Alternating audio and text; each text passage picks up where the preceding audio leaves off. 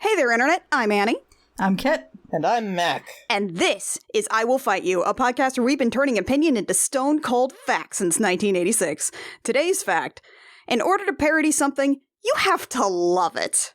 Which, you know, it's good advice in general, and I think about it a lot in conjunction with Spaceballs, but today we're going to be talking about something different. We're going to be talking about The 10th Kingdom, ABC's miniseries.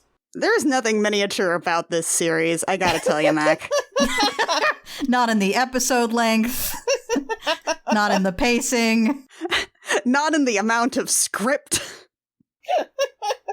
Look, there's only 5 episodes. That makes it a mini-sode. Yeah, this was like Prestige miniseries before Prestige miniseries because this thing came out in the year 2000, and oh boy, y'all, it takes place in New York City, and they need you to know it's New York City. You can see the Twin Towers. Like, remember when the Twin Towers were like the way to identify New York City, and it's really, really awkward? I gotta be honest, during the opening sequence, I was like, okay, where are they? And then they collapse down into fairy tale stuff. Oh boy. It's on like all the marketing, it's on all of the boxes, like every establishing shot. When they want you to know it's New York City, you use the Twin Towers, because obviously that's what you did before 2001, and this is the year 2000, so it's like clock's ticking, boys. Oh, it's so awkward. Oh, you're just sitting there tugging your collar like, no, no, no. And it's great because when it came out, you don't fucking know what's coming, baby. It's the most year 2000s television program I can think of. It really is. The vibe is very much, it's 1979 and disco's never gonna die. Hey, remember when characters in media would complain that nothing exciting ever happened in their lives? When can we have that back? God, the 90s were a hell of a vibe. It's like, oh, you know, George W. Bush just got elected. He's probably going to be fine. Anyway, hi. So here's my personal history with this one. I've never seen 10th Kingdom all the way through. I watched the first episode for this, which is an hour and a half, so that's 1 of 5. I've seen little bits and pieces here and there, though, because I had a friend who, she adored 10th Kingdom. Everyone in her family did. They had it all on VHS, which, as you can imagine, 5 90-minute episodes broken up into tapes is a lot, considering that Titanic had to be released on 2 VHSs. Like it was fucking Final Fantasy or something. I understood what the gist was, but I was not totally prepared for this first episode. But I understand that there is just like the people who love 10th Kingdom love 10th Kingdom. I faintly remember having watched this when I was a very young child, and it had completely fallen out of my head until Mackenzie mentioned it again. I was able to locate the first episode and only the first episode online because it's not available for streaming here in the UK. And I got half an hour in before the secondhand embarrassment got too much for me. And I was like, nope, I can't do it. I'm usually good with cringe. I watch Jackass movies all the time, but for some reason, this particular TV show was like, oh, nope, can't. I got through Immortally Yours easier than I got through this. I, meanwhile, am one of those people obsessed with 10th Kingdom, baby! Hell yeah. When it came out, I watched it, and because I was like that perfect age of 12, 13, preteen girl, it like imprinted on me. I loved it so much, my dad bought me like a poster, and then he bought me the novelization of the show. Novelization, oh my god. I reread it and read it and read it, and then I actually lost that novelization, but rebought it a couple years back. And then we had the VHS set, as Annie noted, and I now own the DVD set, happily settled on my bookshelf. God, like, wow, no, 12 or 13-year-old girl, that would have just been like, you're old enough to get all of the extremely horny vibes that you're not sure on purpose or not. Yeah. But you're young enough to not find any of it problematique. Exactly. You're sitting there at 12 years old being like, I'm sure this will give me no disorders. Yeah. This better not awaken anything in me. I'm going to have a normal amount of interest in this television program and also that one. And I don't know who that one... Okay, I know from Mackenzie who that one would definitely be, but anybody who watches this, I'm sure, has a that one. Who's that one for me? Oh, it's probably the wolf. Oh, yeah, it's fucking the wolf. Yeah. Yeah. The only thing that I remember about this show from before I'd watched the first half hour of the first episode is a scene where, like, the main character and the wolf have clearly just had sex, and then he walks off and, like, his tail is sticking out of his pants. That's the only thing I remember. That's the only lasting image from this that I recall. Don't worry, we'll get to the tail masturbation scene. Oh, good. Oh, great. My main image of this was, like, someone fondling an apple while Snow White's ghost or something is like, no, stop that. Cut it out. That's it. Again, folks, I cannot stress enough how weirdly horny the vibes are here. And again, it's really hard to tell how much of this is on purpose. Okay, so again, this was written in 2000. I didn't do a whole lot of research on this because I know Mackenzie is going to want to, like, just give us everything, and I'm excited about that. But I did notice that this was written by the same guy who wrote the Dinotopia miniseries of the same time. Oh, God. Oh my god, I didn't realize that. Yeah, that seems right. It stars Kimberly Williams, who you might know from every Hallmark movie. Right, because I was looking like she's one of the twins in the 3 movies where twins switch places and fall in love in their respective locations. Yeah, she's in a ton of Hallmark movies. I remember the first time I was watching a Hallmark movie and she showed up, I started screaming and was like, "It's Virginia!" Oh, that's me every time the girl that played Gretchen Wieners in Mean Girls shows up in one of those. Lacey Chambert. It's like, Gretchen Wieners. Her terrible dad is John Larroquette. Who, if you watch The Librarians, you will recognize. You will also recognize him from Night Court. And a lot of other television, honestly. This is So one of those mu- guys this who's is- just been working forever. This is just such a television guy. Scott Cohen is Wolf. You probably know him from Gilmore Girls, if you know him from anything. It doesn't seem like there's a whole lot of other principals.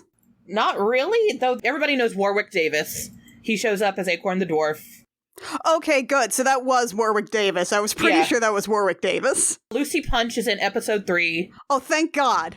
Thank God it's a fairy tale thing and Lucy Punch, is she a stepsister? No, she's a sexy shepherdess. She's Sally Peep, descendant of Little Bo Peep.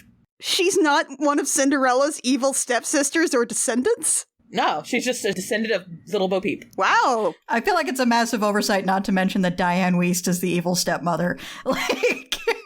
Yeah, Diane Wiest is the evil queen. You may recognize her from The Birdcage, where she played the conservative mom. You may also recognize her as one of the aunts from Practical Magic, if you're gay. Ooh. She's in a lot of movies that the gays like. It's basically what you need to know. Wait, have we never done a Practical Magic episode? We haven't yet. We have not done a Practical Magic episode. We should, though. We should at some point, though. How the hell have we not done a Practical Magic episode? Yeah, how has that happened? Huh. Well, that's something to look forward to. There's lots of people you will recognize, is what's important here.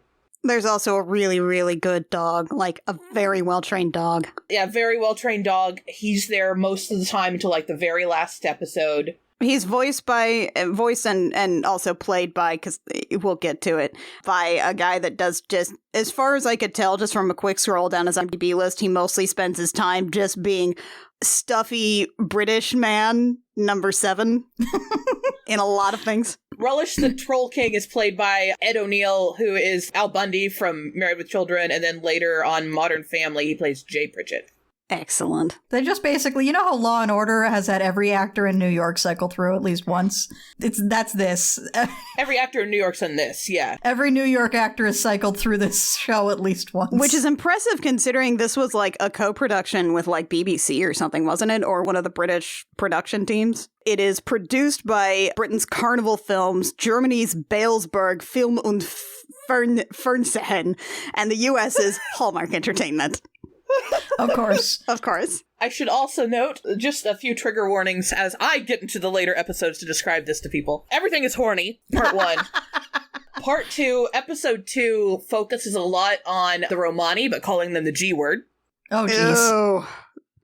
That's very 2000s. And then episode 3 is basically fantastic racism, which I'll also get into later. Oh, great. Oh, hooray. I'm sure the Hallmark Company, the British and the Germans are going to be really great about that.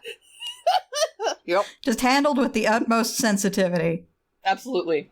So the 10th kingdom is about a bunch of fairy tale stuff. There's 9 different kingdoms formed initially by like the various women of fairy tales, which I will describe later because it's admitted in there. And eventually they discover the 10th kingdom, which is our world, New York City in particular. And so the opening credits are this amazing, if somewhat, oh no, thing where New York City is shown and then it starts collapsing into like beautiful fairy tale backgrounds. Yeah, like you'll get a bunch of like the really fancy hotels around Central Park that are growing into real castles. Deeply hauntological.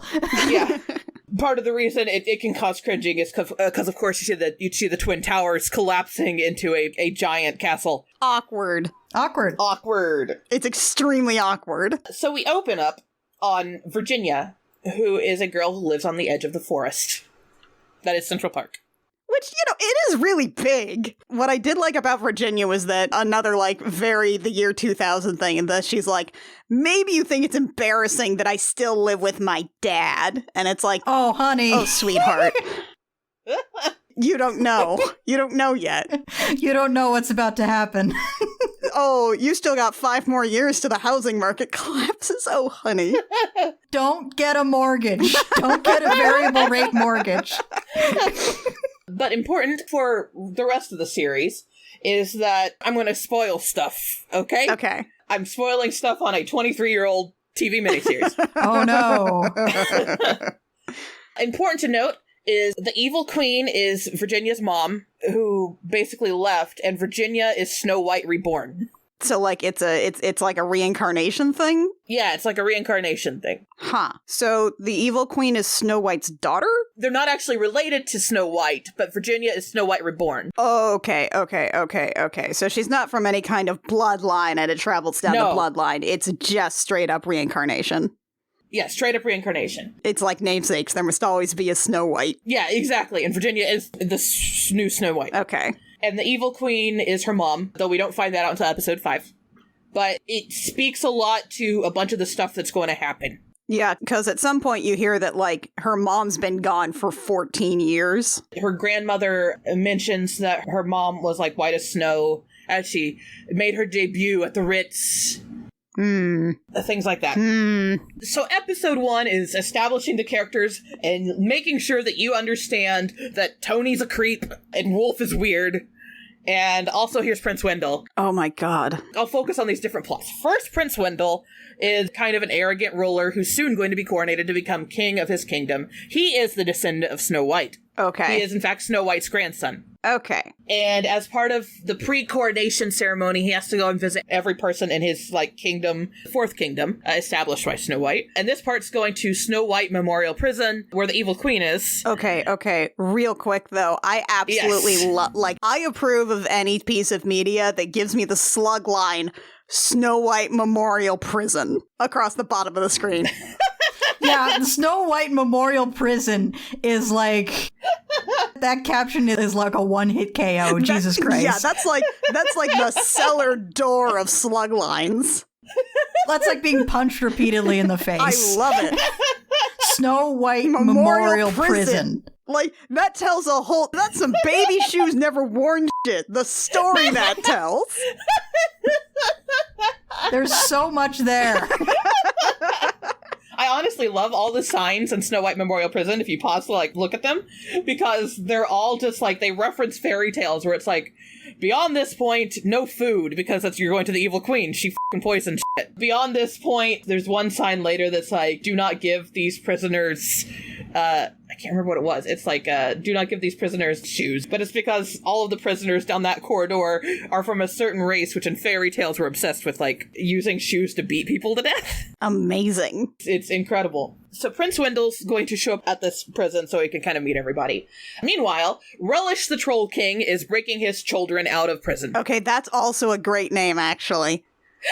Like, not King Relish, it just sounds stupid. It sounds like a condiment mascot, but Relish the Troll King. It's got a beat and I can dance to it.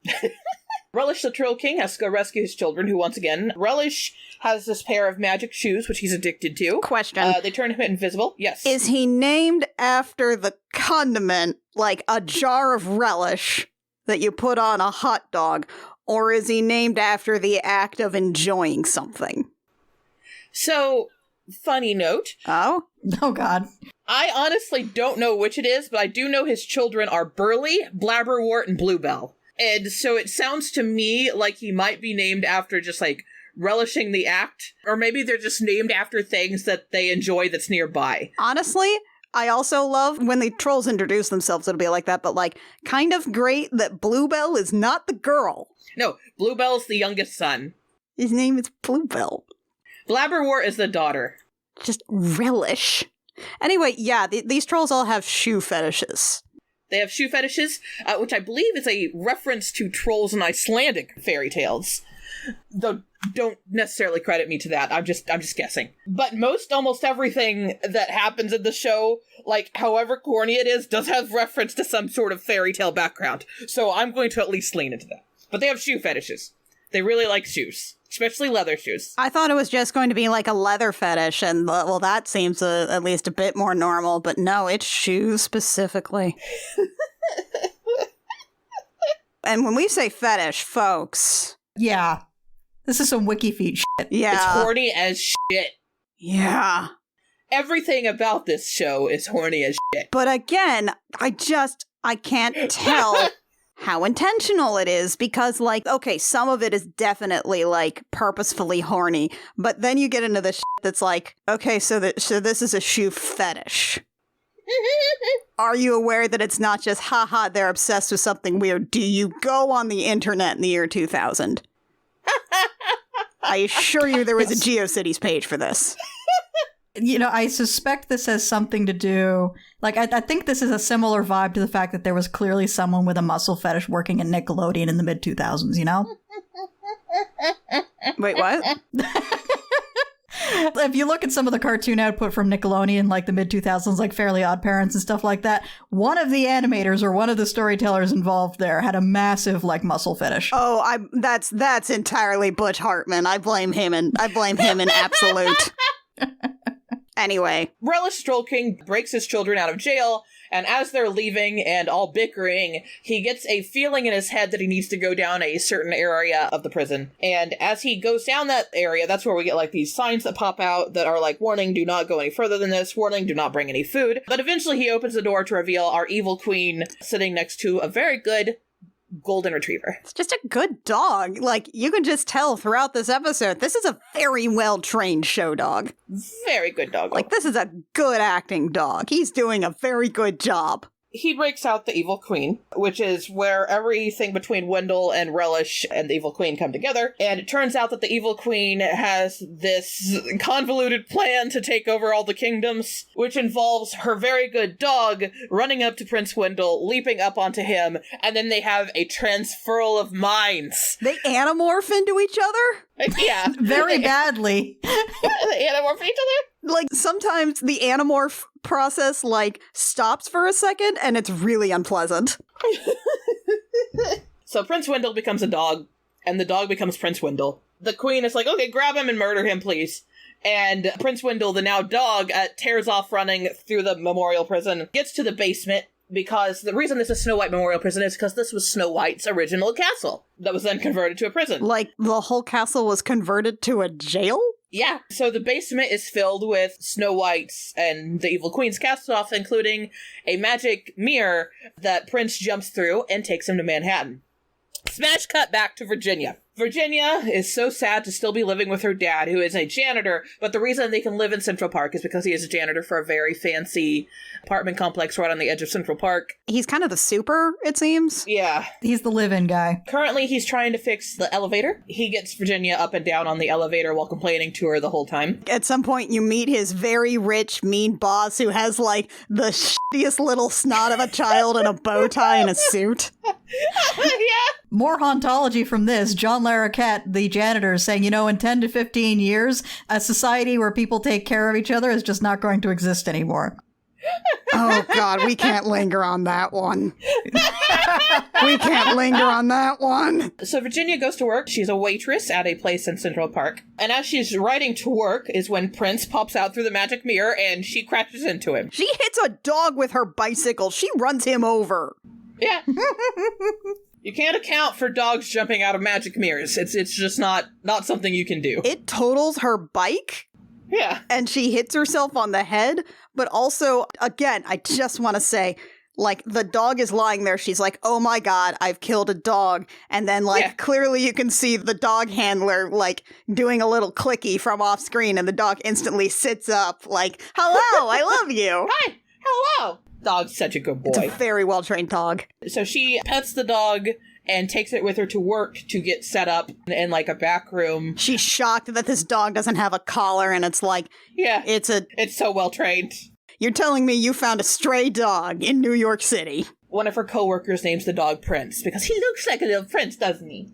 No. I think it's less remarkable that she found a stray dog in New York City and more remarkable that she found a purebred yellow lab in New York City. Oh, it's a golden retriever, but yeah. Oh, that's a golden, okay. With, like, the glossiest coat. Meanwhile, flashback to Snow White Memorial Prison. King Relish has told his children to go chase down that dog. They've gone through the mirror. The evil queen, not trusting the trolls to do their job, also goes through to try and find a tracker, and she eventually ends up in front of one thing, and she goes, tell me what you are.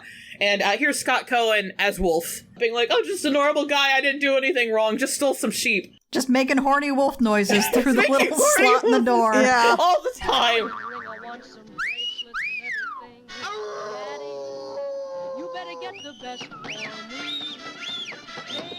All the time. It's just horny wolf noises 24/7 from here on out. Look, this guy makes Tex Avery's Wolf from, like, Red Hot Riding Hood look subtle. Eventually he admits he's half wolf and he's released. What does that mean to be half wolf here? Yeah, does that mean werewolf, or does that imply things about his parents' sexual habits? So, important note. Uh-oh. Uh-oh. We get slight knowledge of this in episode 3. It's kind of vaguely werewolfy, but there was a second season planned of 10th Kingdom. Really? That was going to focus on the second kingdom, Red Riding Hood's kingdom. And that was going to be all about Wolf's backstory. However, it's been in development hell for 23 years. So probably not happening.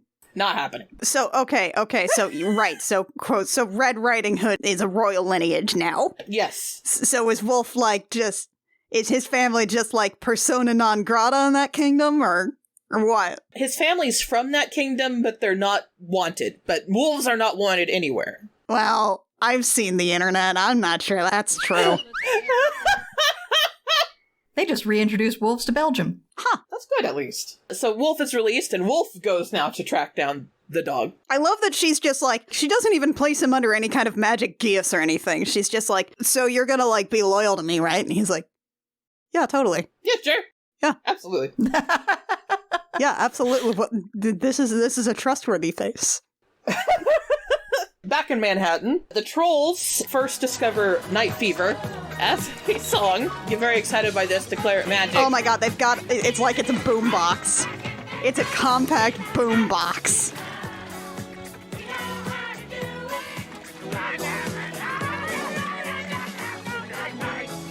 They find Virginia's wallet. They're very excited by that. And then they find her driver's license, and they start figuring out where 81st Street is, or 81st Street, pardon me. It's a grid system, motherfucker. Yeah, that's the problem. These trolls can read, and they can read street signs, so it's all over for you. So they head to 81st Street to get themselves to Virginia's house. Also, like, as soon as these trolls land in Central Park, they're like, this is a magic kingdom. We should claim it. We'll call it the 10th Kingdom. And then they all repeat, the 10th Kingdom, the 10th Kingdom. They said the thing. They said the thing. There's way too much time spent on these trolls. I'm just going to say that. So much of this episode is just these trolls doing bits. You say that. But you only watched like 30 minutes of it. There's so much of this episode that is just bits from various characters. Like, not even things that, like, build out who these people are. It's just the same bit on repeat. The trolls do have a cuss. The cuss is suck an elf. Okay. So I need to ask you about suck. So, Okay, so are we when we say suck an elf is a fantasy cuss, are we describing the act of doing fellatio to an elf is considered like derogatory, like how people used to say that's so gay as a derogatory, or It's said like fucking hell. yeah, because the way they use it, it sounds like oh shit. Like, oh, suck an elf. It's used in a lot of different ways, the same way f*** is, but not necessarily in the same way where they're saying, like, oh, why don't you go f*** off? Why don't you go suck an elf? What does suck an elf mean, like, culturally? Do we meet elves? What kind of elves are they? Are they small elves? Are they, like, Tolkienian elves? Are they shoemakers? How does one perform fellatio on an elf? And why is that considered a bad thing? Or is it one of those situations where if you lick the elf, like they have a hallucinogenic sweat or something, so it's like licking a toad? Yeah. We don't actually meet any elves. Well, that just... Well, then why is this the swear they use, Mackenzie? How do you... What? I imagine it's similar to suck an egg. Yeah, but that's like... But they don't... No. They'll use it like... Go suck an egg, but then they're like, aw, suck an egg. Nobody says that. You can go Suck it now. Oh, please tell me, Elizabeth, how exactly does one suck it out? You want me to tell you? Please tell me. We will not have this at the dinner table. What is it? I need to know about this cuss. I need to know the etymological origins of this cuss. Maybe we'd have learned about that in season 2, but we never did. Okay. If we're talking about strict fairy tales like Grimm and Hans Christian Andersen era, those sorts of fairy tales, then we're probably talking about like little shoemaker elves, right? We're talking about like brownies. Yeah, that would make sense. That would make sense, but then again, they're also taking bits of like troll lore from, according to Mackenzie, Icelandic mythology, so anything could be on the table at this point. Oh god, you're right, because then you're wondering if like dark elves are on the table. Like, are light elves and dark elves on the table? Or are we using, like the Norse elf? Or what are we talking about? Shoemaker? What could these elves be? And are you performing fellatio on them or sticking the entire elf in your mouth and sucking on it? Like a lollipop. To get high. To get high. It could be anything. And this is the cuss they come up with. This is the thing. They couldn't just come up with, like... I don't know, a fake fantasy word or something that might refer to a different fairy tale. They just say suck an elf and then they use it not as like an invective. It's just, I don't understand. Swears are so interesting etymologically, and this is nothing. But they say it like 700 times in one episode just so you know it's established. Don't worry, it's 700 times in every episode. I know Tolkien was like Conlang's gay organ is an outlier who should not have been counted, but come on, put some thought into this. We can't all do the W's. Wolf leaps through the mirror, and he smells where Dog went, where Prince Wendell went. So he starts heading that way, and he finds out it's a restaurant that serves lamb, and he's very excited. He's like, I need to get the prince, but what if I also eat? This dude is also, like, dressed in really shabby clothes that look kind of like they're maybe from, like, here. So, as far as I can tell, I mean, the waitress who serves him essentially just no-sells this, and I have to give that to her because she is working in a diner right off of Central Park. She's probably used to this. 100%. She has taken money from a weird guy who probably hasn't had a decent meal in a while just to feed him and completely ignore any of the unhinged things that come out of his mouth, because he can't help it. Yeah, he is simultaneously being horny over sheep and shepherd girls. At the same time, it's very unclear when he says eating someone what exactly he means, whether it's literal or sexual or figurative or anything. Or all of them. Or porque no los dos, yeah. Yeah, it's anytime he talks about eating something or meat, just assume that it is both food and sex. And he talks about this all the time, and that's why this character is uncomfortable. He really just pushes it up to like 12 when he needs to be at like a 7 to be hot. He sits down to order some food. Virginia, meanwhile, overhears him talking to the waitress about how he's just looking for his little lost doggy. And she's like, I wonder if he's referring to Prince. And she heads back to go check on the dog. Because she locked him in a cupboard. Yeah, and as she opens... She locked him in, the food storage. Luckily not the fridge. As she gets into the cupboard, she opens it up, and Prince has knocked down some flour, and with his paw has written, "Danger!" And is just sitting there very proud of himself. Very proud of himself. He's such a good dog. Virginia assumes this is a prank until the dog is able to do the bark once for yes, twice for no thing. Yeah, Virginia actually figures that out, pretty quick. To her credit, she's like, okay, bark once for yes, bark twice for no. And the dog does it, and she's like, oh, okay, so this is a talking dog then. Okay. This dog understands human speech in a way that a dog cannot. This is interesting. So Virginia's like, I gotta leave, and heads off with the dog back to home. Wolf is being led to the back by the waitress at the same time. When they find out that the dog and Virginia's gone, he then gets weirdly sexual with the waitress. He seduces the waitress to get Virginia's address. Please, I just need to know where Virginia is. Tell me more about this scrumptious morsel who has my dog. Again, scrumptious not... Genuinely wild that this waitress, to a guy who looks like the Hobo King, basically says, yeah, I'll give you my friend's address. I just look, I wouldn't even trust a condom with that guy. That's not gonna keep it out. That's not gonna keep all of the diseases this man must have out. You should not be doing this. And then you definitely should not say, yeah, my friend would love you.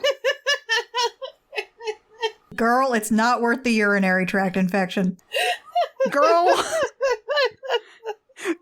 your whole vagina's in danger. We flash back to the apartment building as Virginia and Prince arrive, where they find purple dust all over everything. She finds, the fancy rich tenants on the ground covered with purple dust, and then she walks into her apartment, where she finds her dad covered with purple dust, and the trolls rustling through her shoes. Yeah, we did see this purple dust during the prison break, so we understand that there's troll shit happening. The troll shit is they're trying on her shoes and giving her shit about the care of the leather, the leather shoes from her dad, and it's what is happening? Every scene in the show is just twice as long as it needs to be. Oh, yeah. Yes! Yeah. That continues. Oh, no. They start demanding Virginia tell them where the dog is. And Virginia agrees to tell them. She's like, he's in this magic room, come on, and guides them into the elevator, which she knows her dad just barely fixed. So she gets in the elevator, closes the doors, and then breaks it, so they're stuck in the elevator. They will be stuck in the elevator for so long. They will. And we will keep checking on them. We will keep going back to check on, yep, they're still in the elevator. This thing does not trust the audience to remember things that happened. To be fair, when I first watched this, it was cut with ad breaks every 15 minutes. So... that would make sense, yeah. Still, I feel like this could have just been a normal length TV episode. This could have been 42 minutes and covered the same amount of ground. Almost for sure. Yeah, because that's the thing, right? It's this episode is just it's not so much that it's not giving you things that propel the plot forward, except for all the shit with Tony we'll get into. But, it is so much longer than it needs to be. There are still story beats happening. Events still occur that, progress the narrative, but they take so long to get around to it. So Virginia just leaves with Wendell to get away from this situation, as she should. And eventually, Tony wakes up right as Wolf arrives at the apartment. Wolf and Tony go back and forth. Wolf notices a picture of Virginia and is like, this is the creamiest, dreamiest girl I've ever seen. Oh, I don't like him calling her creamy. I don't like that. I don't care for it. And the fact that, Tony is just kind of okaying his way through this guy being extremely horny over photos of his daughter. And they're not even they're just they went down to the Sears to get a picture. Like, oh, God, don't call her creamy. Don't do that. Creamiest, dreamiest. There is one way that you could describe somebody with a uterus as creamy, and it is not just a general thing. It's a very specific instance. That's a very specific situation. That's a very specific situation. You can't just say creamy. What's wrong with you? You better get the... He's a horny wolf. Oh, gosh. He makes a deal with Tony. Hey, I'll give you this magic wish-granting bean if you'll just tell me where your daughter is. And Tony's like, this is a fucking joke, right? And Wolf is like, no, it's a standard wishing bean. You get 3 wishes, no wish, or you get 6 wishes, no wishing. On the 5th wish that you get infinity more wishes, standard shit. And Tony's like, okay, fine, this must be like a dream or something, whatever. And takes the bean. And it's like, she's probably with her grandma. And also, it turns out he has to eat it, and this thing is like the size of my thumb. Yeah, and it's also wiggling. I'm surprised this wasn't a suppository. We also later learn that it's actually a dragon turd. Important. Oh, God. Okay, that's another fetish to add to the list. Yeah. Yeah. There's also that weird thing where, like, the bean visual effects just go up people's noses, like a weird green trail of magic that goes up your nose, and that feels like it's probably a fetish thing. I can't tell you how, but I'm almost certain. It's like when you see the lady with the white Wonder Bread, and you just like, okay, that's a fetish thing. Exactly. It's the white lady buying expensive Wonder Bread. Like, it pings all of my weird fetish detection. We focus on Tony for a while. His rich client shows up and is yelling at him. Tony, without thinking, says, I wish that you and your entire family would kiss my ass and do anything I say. Which, the green trail effect goes into the guy's nose, and he's like, yes, master, cue that happening. Oh, God. Yeah. He makes kissy lips. It makes kissy lips and goes down to kiss Tony's butt. We will later learn that not only it's him, but his whole family just wants to literally kiss his butt. And then, before the kissy lips happen, before like he leans down to kiss his butt, Tony grabs this dude by the tie and drags him into his apartment. And it's like, okay. Are you paying attention, television show? Just add a third fetish to the list. You're doing it in the horniest way possible, but are you aware? I can't tell. Dragging another man by the tie after he asks to kiss your ass into your apartment. This is not a heterosexual event. This is not like a non-horny event.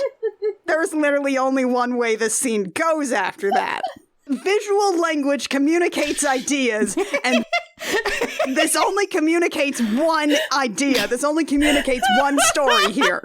We then flash to Virginia, who goes to get expositioned at by Grandma. This whole scene is basically sitting in bed with an old lady in a frilly nightgown who, as you already know, is you for like 10 minutes. As you already know, your mother was so beautiful, and then she had to marry Tony, which fair, Tony is not a catch. No, usually you want to be on this guy's side, but Tony just seems awful. Tony's the worst. Yeah, John Larroquette is normally such a charming actor, and yet they've done this. Yeah. He managed to play his skis very well. So Virginia stays over at Grandma's with Prince. Meanwhile, Wolf does locate her the next morning with a big bouquet of flowers that he stole it off somebody's terrace. He's changed into like a long suit jacket, too. You have no idea where he got it? Don't ask. No one knows. Unclear. He's gone through like 2 costume changes. He offers this to her grandmother, and he's like, I'm here to meet my betrothed. You can't be her grandmother. Her sister, her mother, maybe. And Grandma's charmed. And she's like, anyway, she's so embarrassed by my immense fortune. And Grandma lets him in. He then starts tying Grandma up to cook her. Yeah, he trusses her up like a Christmas turkey. Oh boy. Virginia wakes up meanwhile and starts heading that way going, Grandma! And he's like, shit. And he hurries and rushes down to Grandma's room. It's like, I'm here, dear, to do the Red Riding Hood thing. And I mean, I'm not even talking like he trusses her up, like he literally gets out a gigantic baking pan and like trusses her up like a goose and puts like a whole bunch of potatoes and vegetables down, talks about seasonings. He is going to cartoon and then only then is he like, oh wait, that's right, you won't fit in the whole oven in one piece. I'll have to chop you up. which is when Virginia wakes up. He is straight up going to murder her and eat her. It's okay, it's fairy tales. These things have a way of bouncing back. Virginia screams when she realizes it's not her grandma, as one does. They start running around the house, and she ends up shoving him out a window, and he lands on a dumpster. I want to just look at this scene from Virginia's perspective. Setting aside the talking dog. Sorry, that's just a really good phrase.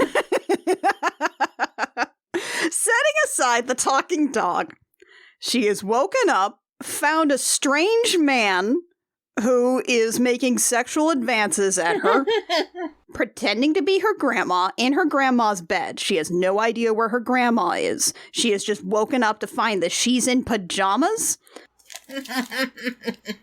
This man then pursues her throughout the apartment. The stranger harasses her. At one point does, in fact, approach her with a butcher's knife before being like, oh, how did that get there? Ha ha ha ha ha. And then she discovers that her grandmother has been tied up and is sitting on the kitchen counter with a gag in her mouth, surrounded by vegetables as though she is a Christmas goose.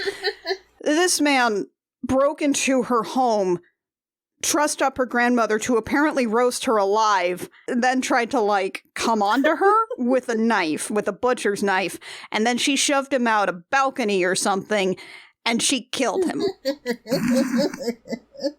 How is she going to explain any of this to anyone, least of all, the police? New York, baby! Speaking of the police, we flash to Tony. Tony's having the time of his life because all of the... Don't say that. Don't say that considering the last thing we saw him doing.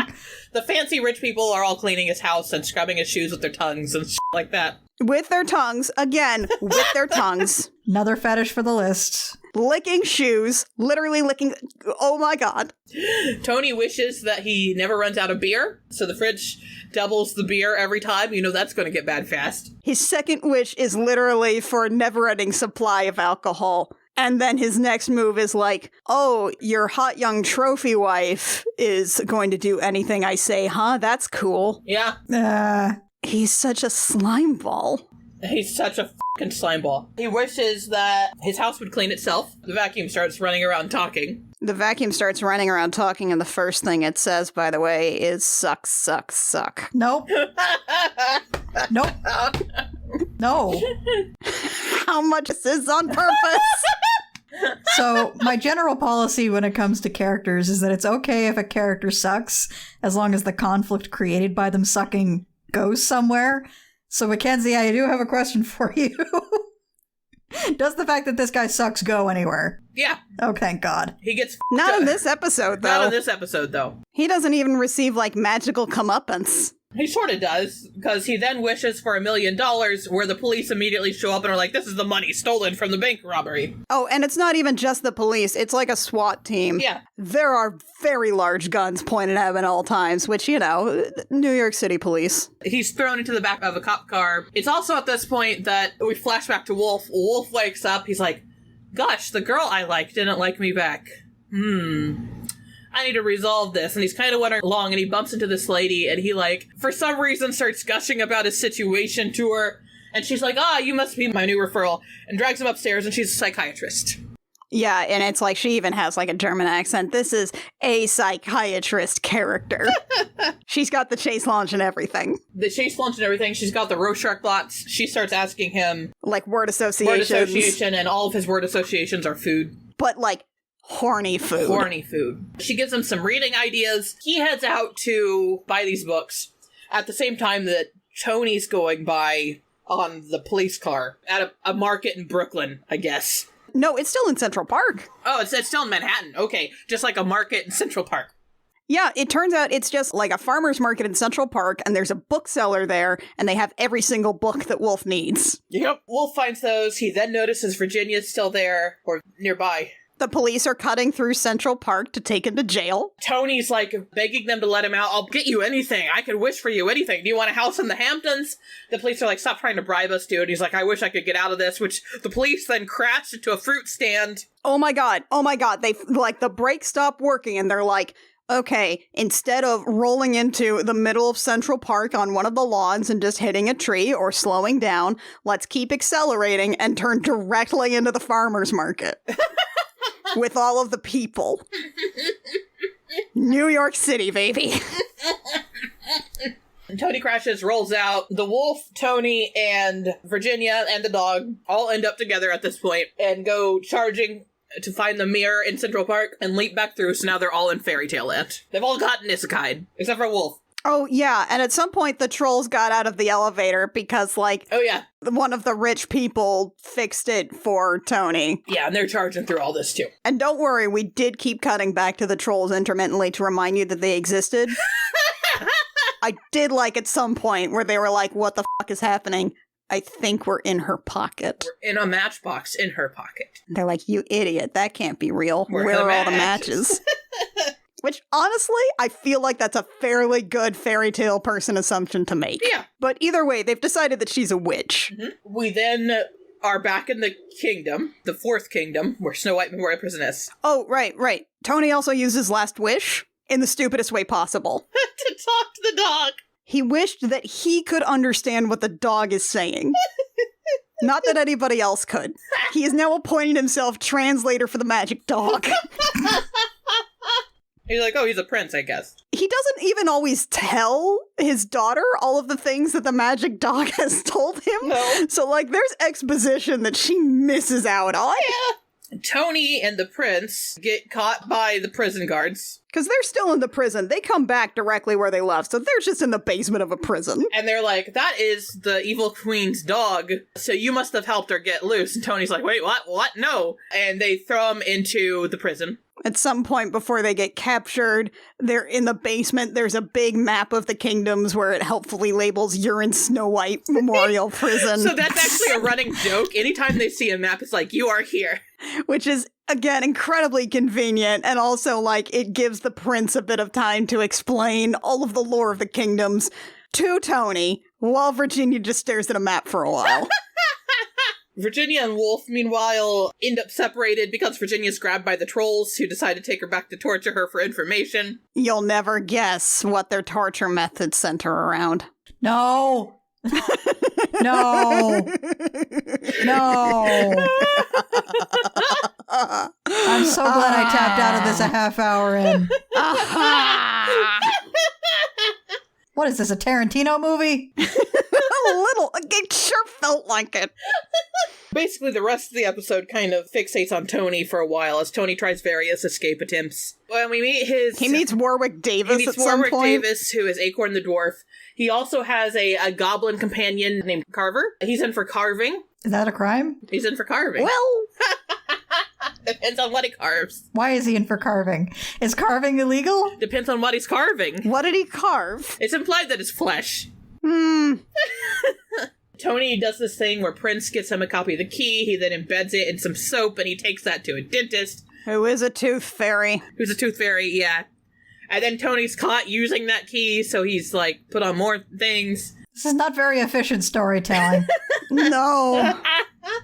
And then all the stuff in the basement's being thrown out, so Prince works to get Tony put on throwing out the mirror duty so that he can take care to make sure the mirror isn't smashed. I do recall that, like, the end of the first episode was like, Virginia wakes up in the Troll Kingdom. They're gonna torture her for information. She's even like, but I literally don't know anything. And they're like, no. No. We have to torture you first and then we get information. We just can't ruin a good torturing. Yeah, basically. It's like, well, that's great. And then they're also like, part of the torture definitely involves doing things to her feet. Yeah. And then they're like, okay, we like shoes. Let's use shoes. The iron shoes? You're going to dance for us in the red hot iron shoes that the queen danced in, which is cool. And that's where episode 1 basically is. We do have a quick scene with the queen with her dog Prince. And she explains, like, yes, Snow White's evil stepmother was the coolest, best queen ever, and I'm her successor. Yeah. Just so we establish that. We'll probably establish it a lot more later. We're going to focus most on that episode. I will give a rundown of the later episodes. Yeah, okay, so I'm totally in the dark now. Yeah, we are in uncharted territory. Guide us, Mackenzie. Hold our hands. Hold your hands We're to ready. this. Episode 2. We start with Virginia being saved by Wolf from the troll torture because Wolf basically does a to the fairest situation where he throws a bunch of shoe boxes in. Oh no. And they're all marked to the strongest, most powerful troll. The trolls all mutually beat each other up until they're knocked out. For shoes. For shoes. Wolf gets in and releases Virginia, calling her creamy a bunch of times.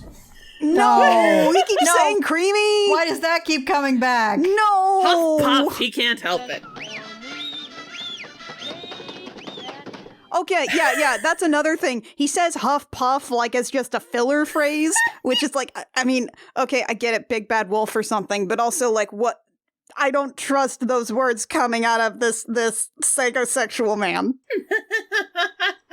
I don't know if I'd prefer huff puff or like sexy food things. I don't, it's bad all around.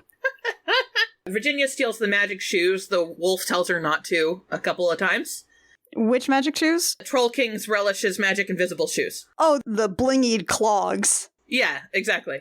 Right. They then run off. They have two ways to go. One which looks nice, one which looks terrible, and is filled with beanstalks. Wolf says we're going that way because beanstalks smell bad, and that way the trolls have a harder time tracking us. Yeah, they mentioned that in prison too. Why are beanstalks so abhorrent? They just smell bad. I don't know. I can't help you. I have no easy answers. The trolls wake up from being knocked out when their dad shows up and yells at them. They then roll some dwarf weed. What? They roll some dwarf weed. Come again? They No, is there no sentence that precedes that explains? Why? They ask if they have any magic mushrooms. They don't. So one of them says, I've got some really dank dwarf weed. No, they say dank? They don't. Yes. They don't, Mackenzie. And they roll it. Oh god, this is the year 2000. They really say, I have some dank dwarf weed. Yes. That's a real line. That's a real line. Oh no. Smoke weed every day. They roll it, and that lets them see fairies for 3 days, which makes tracking things easier. No, they do drugs to see fairies. Yes. Did I write this in a fugue state? Did I, as I exist today, go back in time and write this extremely stupid show? Wolf leads Virginia through the Beanstalk Forest, and there's a moment where they kind of sit down and they're talking, and Virginia, looks down, and there's, a little puff of a tail. Virginia's like, what is that? Uh-oh. And Wolf replies, it's not very big this time of the month, it's just a little brush. Uh-oh. Oh, no. No! Virginia replies with, you have a tail. Wolf replies with, you have succulent breasts, and I don't go on about them all the time, do I? No! No! And then Wolf says, why don't you touch it? It's perfectly normal. Come on, give it a stroke. No! And Virginia strokes... He directly compared it to succulent breasts, and now she's just gonna touch it. He's like, she touches it, and he's like, oh no, not against the fur, with the fur. Oh my god, it's the Star Trek face thing. Your non-human attribute is automatically an erogenous zone. Don't, no. And she strokes it, and he makes some weird horny noises. No, don't call it stroking. In the novelization... I'm so upset, Mackenzie. I'm so upset, Mackenzie. In the novelization, this is even more horny. No. Oh no. No. Oh no. Oh god, they write it like a sex scene in the novelization, don't they? Because she strokes it until Wolf's completion. God. His what? His what? His what? His what? What does that mean in context? I'm glad I could lead you both on this journey. Mackenzie, what does that mean in context? I've never been more grateful that something was not available to stream in the UK. I need you to tell me what completion means in this context. In the novelization, it fades to Black Annie, but he writhes and groans, and it's he's talking to her about it afterward, and he's like, No. that was so good. No, it's worse than it fades to black. It is worse than it fades to black. Do not leave it up to my imagination. No. No. No. Meanwhile, we flash to Tony. Tony arrives back from the prison to find Clayface and Acorn Shawshank Redemptioning this. They've got a giant dug hole out from behind a poster. What is the poster of? I hesitate to ask. Honestly, I can't remember. Oh, thank God. Probably means it's not something egregious. No, Acorn's like, well, we gotta kill him now. Tony's like, wait. And Clayface says, hold on. And he steps forward, and he offers Tony the soap he's been carving, which for some reason, I guess Clayface is prophetic, is carved into the shape of Tony, Wolf, Virginia, and Prince Wendell the dog. That's very specific and detailed. And he hands it over and says, I trust you. What? And just out of nowhere, huh? I trust you with what? I don't know. With the escape plan, I guess. What?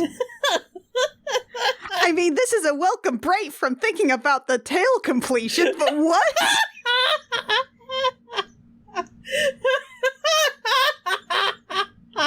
Virginia and Wolf break into the prison using the invisible shoes. Okay. And as they're going along, Virginia finds the dog and releases the dog, grabs the dog so that he is now invisible as well.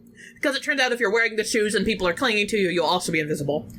Okay, one of those rules, that's fine. And they eventually make it to Tony's thing, but Tony, Acorn, and Clayface have all started crawling through the hole to escape. So they're like, oh, he must have gone this way, and Wolf's like, yeah, I can smell Tony this direction. And they start crawling through, which results in Wolf running face first into Tony's ass. No! Yeah. Okay, I'm less concerned about that and more the fact that they escaped the prison, broke back into the prison, only to immediately escape again. Yeah. Again, this is not an efficient story. No. They had, what did I figure out? They had like 7.5 hours of time for this for like a 90-minute 5 episodes. And like, they are not using this. There's just nothing happening here for or the same thing happens over and over. This is, I don't want to say filler. Filler has just had to be put on the shelf along with Parasocial. But like, ooh. It's just a series of plot cul-de-sacs. Yeah. Yes. You just end up right back where you started. Yes. It's one of those. So they get out through this hole. Acorn has already taken the boat with the mirror on it and left. Clayface is still there and tells them this. Clayface is like, I'm heading this way. You guys want to go with? And they're like, no, we need to kind of get out of here. He's like, oh, well, there's another boat. So they go and get on the other boat. They're on this other boat. As they get away from everything, Virginia's kind of clinging to the shoes. Wolf asks Virginia, hey, are you hungry for approval? And she's like, no, absolutely not. Why are you asking this? And she kind of zones out, and he grabs the shoes and throws them away off board. Because they're addictive? They're addictive. And she starts screaming about them, and she's like, how come you could wear them and didn't get addicted? And he goes, because they play to your personality. You want to be invisible, so they play to you. The king wants to feel powerful. Magic naturally plays to that. I don't really care about either of these things. Oh, there's stuff that you can play to with him. There's other stuff, but he doesn't care about those two things. I'm sorry. One of the big things about, like, Invisible Man stories is always the voyeurism, and you're telling me that at no point would Magic Shoes play to this horny eater's voyeur, like, interest in maybe being, like, a fly on the wall in a lady's house. No way. We flash to the Troll King and the Queen. Troll King is attacking Beantown and has punched the mayor and is taking it over. And the Queen's like, what the fuck are you doing? I will give you Wendell's Kingdom. Just be patient. And he's like, I'm sick of being patient. I'm sick of you ordering me around. We flash back to Wolf being a creep. Non-specific creep. He could be doing anything right now. Yeah, that could describe at any point along the story so far.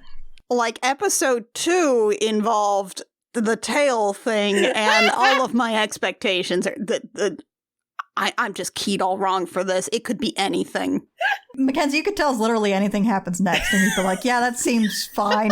Yeah. Honestly, I'm shocked that the wolf wasn't like, I want to be invisible when Virginia takes off her clothes.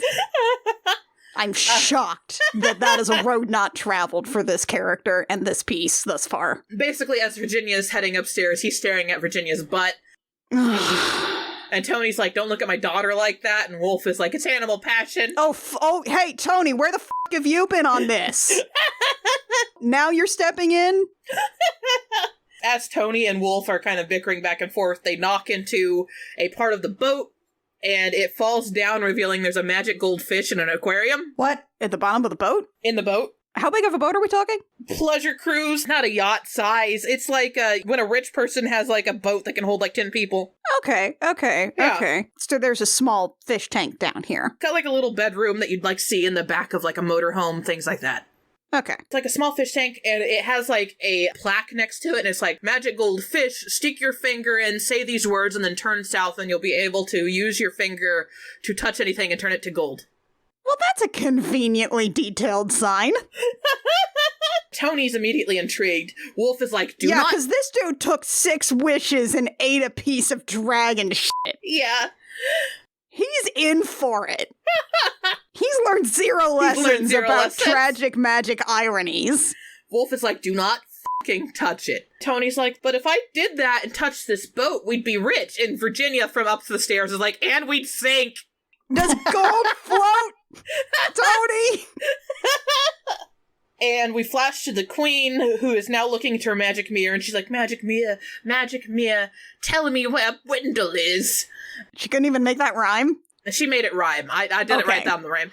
And the mirror's like, I can't show you Wendell because there are 3 traveling with Wendell, and 2 of them I cannot show. So while he is with them, I am unable to show him. 1 can speak with Wendell, and 1 can hurt you. Sure. And she's like, okay, well, show me Wolf then. And she shows Wolf, and Wolf's like, fuck. No, I'm not serving you anymore. I found the woman of my dreams, and he flips it over. Okay, alright, okay. Sorry, you said wolf, and he said fuck, and I just wanted to be sure if that was what kind of fuck he was saying, if that was a panicked, like, oh no, or if that was just his line. It was like a panicked, oh no. It could have gone either way, Mackenzie, and you know it. Because he could just be sitting there with the camera focused on and him saying, like, sex. Their boat reaches town. At some point, Tony did do the magic fish thing, and he's just holding his pinky up, because that's the finger he inserted. Because if he touches anything with it, it's going to turn to gold. As they reach to town, he's wandering off with Wendell. I need to check how far out we are from Austin Powers now. They're trying to figure out where the mirror was sold to, because they find Acorn, and Acorn's like, I sold the mirror. Okay, great. So Austin Powers came out in 1997, so absolutely, society is still in the grip of holding up your pinky finger and saying an evil thing. Yeah. Oh, good. Great. As Wendell and Tony walk around, the 3 trolls also arrive. And they go to grab Wendell, and Tony's like, shit, what can I do? Shit, what can I do? He's like, Wendell, come this way. And as Wendell's running towards him, he charges forward and touches the 3 troll kids with his golden finger.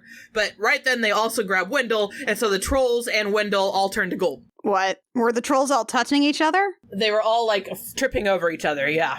Oh, boy. Oh, and this is like 2000, so this is like CGI chrome, but yellow, yeah? Yeah, exactly.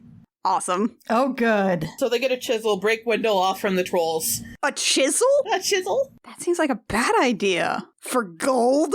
And get a little cart to start pulling the gold dog along. As they leave town this way, the queen summons her huntsman, who's Rutger Hauer. What? Wait, how do I know that name? Rutger Hauer from Lady Lady Hawk? What? What? Really? Yeah. I'm looking this up. I don't believe you. No, it's Rutger Hauer the huntsman. Does he get a nice horse in this one, too? He doesn't get a nice horse in this one. Oh. Okay, so we're approaching like a perfect storm of self-referential bullshit on this show. I God. feel. We don't even do this on purpose, but we keep looping back around to ourselves. Oh, God. I don't think this is working against the theory that in the future I will travel back in time and write this show. Amazing.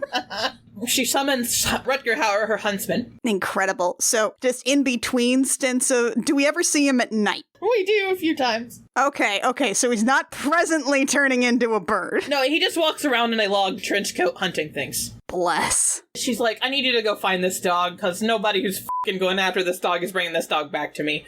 And he's like, yes, my queen, I will never fail you. However, I may get distracted by Michelle Pfeiffer along the way. Which, whomst among us? Once they're out in the forest, Tony is having kind of like a breakdown because he's actually realizing his actions have sucked things. Really? Yeah, he's like, I can't believe I did that gold thing. I was just trying to save Wendell, but now Wendell's fucking gold. This is all my fault. Now the dog's basically dead. I've killed the prince of this kingdom. I suck. White man who can only fail upwards is experiencing consequences? Wolf is like, things have a way of bouncing back here, don't worry too much. Tony's like, really? Are you saying that? Are you really saying that? Is that true? And Wolf's like, it's not really true, but I'm gonna say it to get you to shut up. And I'm like, I appreciate that. You know, okay. I appreciate Wolf. that. I appreciate that. It turns out Wolf can say things that aren't the worst. As they're walking through this forest, they encounter an old hag. What's her house like? We haven't seen her house. We just see the old hag. Because, like, what the hag's house like is going to determine a lot. She's like, please give me some food. And Tony and Wolf are both like, nah. No, you idiot, no. Virginia's like, here's a bunch of sandwiches. Thank you. Sorry, we don't have anything else. Always feed the old person asking for food in the woods. What's wrong with you? The lady's like, because one of you showed me great kindness, I will give advice to all of you. A great enemy is following you right now. You want to get away from it. However, you're not going to get away from him on this path. You have to get off the path. Go into the woods? Go into the woods, in fact. However, the woods are constantly laced with, like, signs that say, warning, Huntsman's Woods. Trespassers will be shot. Poachers will be shot. If you are trespassing, you are considered a poacher. Pretty draconian. They head off into the woods. Rutger Hauer, meanwhile, stalks behind them and steps on one of the abandoned sandwiches. Because what is distance? I don't know. An abandoned sandwich. As they're walking, they find a bunch of dead birds, which again says all trespassers will be considered poachers, which is when they find a Romani camp. Uh-oh. Oh, good. Uh-oh. How bad is it? They use the G slur all the time. No. Wolf gives them some rules. Do they all speak with big cartoonish accents? Not really.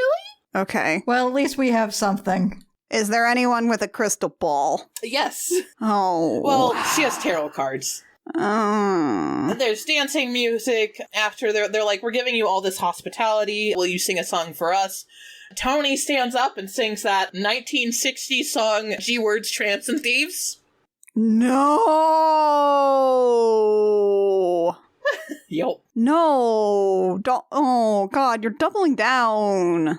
Virginia is walking around the camp, and she finds some birds begging for freedom. We're just little victims! Set us free! Little victims! We're just little victims. What a normal thing to say. We're just normal men. We're just innocent men. And Wolf is like, these are talking birds, they're sold to rich people after their wings are broken. And Virginia's like, that's terrible. The leader of the Romani camp, who is an old fortune-telling woman, of course, steps out and is like, I want to read everybody's future. Tony's called first, and she flips over a bunch of tarot cards that don't exist, calling him the oaf, the buffoon, the village idiot. Oh, is there a death card that is like just a picture of him dying? No. But she's like, you're an idiot, and your idiot will get you into a bunch of problems until you start thinking about others and not just yourself. Virginia's turn. Virginia sits down. She's like, you have a destiny that stretches back far, and you are destined to do great things. And Virginia's like, oh, okay, thanks. Thumbs up. And she's like, also give me a lock of your hair. And Virginia's like, okay. What? No questions asked? No questions asked. Virginia's just kind of up for whatever in this, huh? Yeah. Wolf then is like, tell me all about my romance. Tell me everything. And the fortune teller's like, death, a young girl dead, torn to pieces. And Wolf's like, that's not what I wanted to know. And she's like, we also know you're a wolf. And Wolf shrugs and is like, so's your grandson. What of it? And she's like, okay, best friends. Everybody, let's dance. And they dance and then sleep at the Romani camp. They sneak out in the morning because they're trying to get away from this. And as they're sneaking out, Virginia sets all the birds free because they're just little victims. That seems like a bad idea. Yeah, after giving the fortune teller a lock of her hair. That's a really bad idea. The fortune teller cast a curse on Virginia, which is let her hair grow until she hates it and wants to die. What? Yeah, so that's basically it. Just imagine that in rhyme. Yeah, okay, so that length for me is about chin length. It will not take long. Yeah. The huntsman shows up and kills all the Romani because they're poachers in his woods. And we also learn he has a weird crossbow at this point, which does have a hawk on the front of it, for the record. Okay. Okay, good. It shoots, and the bolt won't stop until it hits a living creature. Wow, that hat is not doing him any favors. I know it's not. It's about this time that Virginia's hair has started growing. How bad are the wigs? It's terrible. Soon it's nearly 10 feet long. Ooh. So Tony and the wolf are having to help carry it, and it's raining, which is when they find shelter in the Seven Dwarfs house, abandoned. None of them have a knife? They've tried cutting it, it won't cut. It's impenetrable. Oh, yikes. Yeah. So they get into the house, they start a fire. Wolf's like, we really shouldn't have a fire if someone's following us. That weight is gonna basically snap her neck. Yeah, and Virginia's like, I don't care, I'm not going to go to bed with wet hair. Here we get some more exposition where Wolf explains there are 5 women who changed history: Snow White, Cinderella, Queen Riding Hood, Gretel the Great, and Lady Rapunzel. Gretel the Great? Okay, so they're really stretching the definition of royalty here in fairy tales, huh? Yeah. Gretel the Great? Did she hunt witches? Unknown. They formed kingdoms 1 through 5 and brought peace to all of the lands. Some say Cinderella's still alive, but no one's seen her in public in 40 years. She'd be 200 now. We're also, like, definitely talking about a thing where, like, these are all characters that are either really, really old Disney movies or they haven't made Disney movies about them yet. We're looking at, like, the year 2000, so, like, that's, like, post-Disney Renaissance or at the tail end of it, so we're looking at, like, Ariel and Belle, like Beauty and the Beast, those are still, like, very popular in the public conscious, so they probably were like, we gotta look elsewhere. Virginia mentions that her mom walked out when she was 7. Wolf's like, why would she do that? Virginia's like, I don't know. Tony looks very uncomfortable in the background and says, I'm gonna go check out the rest of this place, and heads off. So that's probably a cool conversation you never had with your adult daughter. Yeah. Wolf's like, mentions that she must be terribly hurt. And Virginia's like, they just split up. Doesn't that happen where you come from? And Wolf says, of course not. You either live happily ever after or you get killed by a terrible curse. That's how it works here.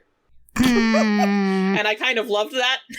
The next morning they wake up. Virginia's hair's now like 40 feet long. Virginia can literally not move. Yeah. One of the little birds that Virginia saved shows up and suggests that there's an axeman nearby who has an axe that can cut through anything, and suggests where they go. So Wolf and Tony are like, okay, yeah, we'll go get this. As they're going, though, they've gathered up all of the hair, and Wolf's carrying most of it. And they start walking. However, they hear the huntsman in the distance. So Wolf's like, I will hide you guys, because I know how to hide people, so only visually they can't be seen. You could only be told by noses, and the huntsman can't smell shit, and I will lead him on a chase. However, as he does this, Virginia and Tony are hiding. The huntsman walks up, kind of looks around, and starts walking off. When Virginia sneezes, Of course. Tony is instantly like, run, run, run, run, let's go. And they start running, only for the huntsman to step on Virginia's hair and take her captive. Ooh. And that's the end of episode 2. That's the end of episode 2? Yes. That's so many individual plots happening. And the thing is that, like, I swear, okay, so, like, the first episode, I feel like I couldn't really break those up into, like, 30-minute episodes, like, shorter plots. In episode 2, do these feel like you could actually break them up into smaller episodes to figure out how the hell these narratives are structured? Yeah, absolutely.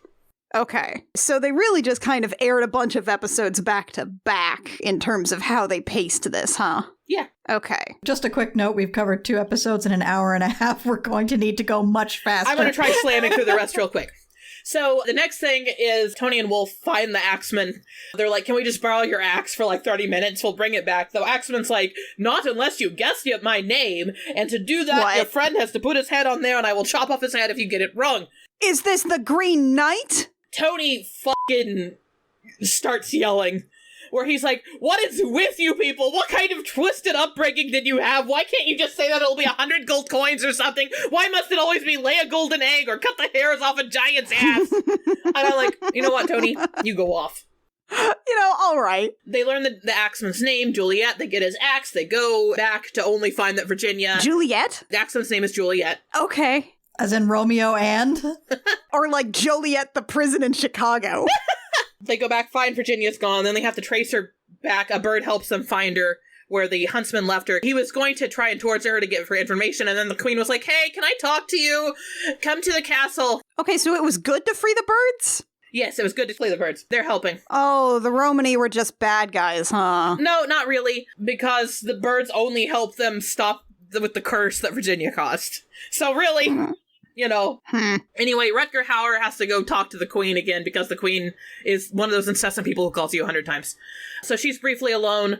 Wolf is like, love of my life, throw down your luxurious locks so he can climb up and help her out. Of course. They cut off her hair. The huntsman does show back up. They have to fight him off and knock him out. Virginia's given a pixie cut, which everyone acts like it's awful. But She looks really cute, though. short hair on ladies is pretty. She looks really cute, though, but she's very upset about it. And this is when we get to the fantastic racism episode, because they show up to Little Bo Peep's town. Okay. Who are Little Bo Peep's people fantasy racist against? Wolf. Oh, no. For any reason at all? They literally eat... Wolf will not shut up about how much he wants to eat sheep. This is not a one-to-one. Oh, God. The shepherdess all show up, and they're all, like, backlit by lights, and the lead shepherdess is Lucy Punch. Thank God. Thank God Lucy Punch is here. Finally. There's also a subplot in this town about the magic wishing well drying up. Of course. There's a shepherdess contest, and whoever is the lead shepherdess wins the magic mirror and also wins a trophy. So it's like sheepdog tests at like a Scottish festival? What? How do you prove you're the best shepherdess? The shepherdess has to kind of do a talent show where they normally sing a song. Then they have to look over the sheep. Then, depending on that, there is a sheepdog competition. There's also a guy in here who's very familiar. What is his name? There's an old man. He's very familiar. Don't worry about it. Okay. Someone enters the sheep herding contest, and this proves that wolves aren't... Virginia enters. And no, this isn't it. That's not it. Right now, Wolf is just getting horned on by the shepherdesses. Wait. They're racist against the wolves, but they're horny for them? They don't know he's a wolf yet. Okay. I was about to say, that's not entirely inconsistent with how racism works. Well, right, but would that be the nuance with which this show portrays fantasy racism? Basically, Wolf's time of the month is coming up, because the full moon is coming. Oh, they call it that, don't they? Yeah, they do. Oh. And so his tail is getting longer. The shepherdess talk about how he has this big bulge. Is that your thing? No! Wolf is horny. At one point, they complain about how all their chickens have been eaten. Clearly, a wolf came in and ate all the chickens. Uh-huh. But anyway, Virginia enters the competition. Tony overhears the Bo Peeps talking about how they shifted the flow of the wishing well water, so it now only goes under their farm. Okay. And they always dip their sheep in the wishing well, so the sheep's perfect for the competition. What? Is that how that works? Are they shooting like Achilles sheep? As far as I can tell, this just turns the sheep like pink. What? That makes them perfect. So Virginia There's enters. a whole bunch of sheep walking around with like one bad hoof. Tony, meanwhile, steals a sheep and then goes and dips it and delivers it to Virginia. Oh, sure. For the singing competition, the non-Bo Peep shepherdess sings Baba Black Sheep. Really? Yeah, in a sexy way. No, in a sexy... No. And then Sally Peep, aka Lucy Punch? Lucy Punch, sings A Little Bo Peep Has Lost Her Sheep in a sexy way. Okay. There's got to be something other than a public domain nursery rhyme here. Virginia steps in, and she sings Buddy was a big lamb, singing Gonna be a big ram someday. No. No. What do they replace Rock You with? We will what? We will shear you.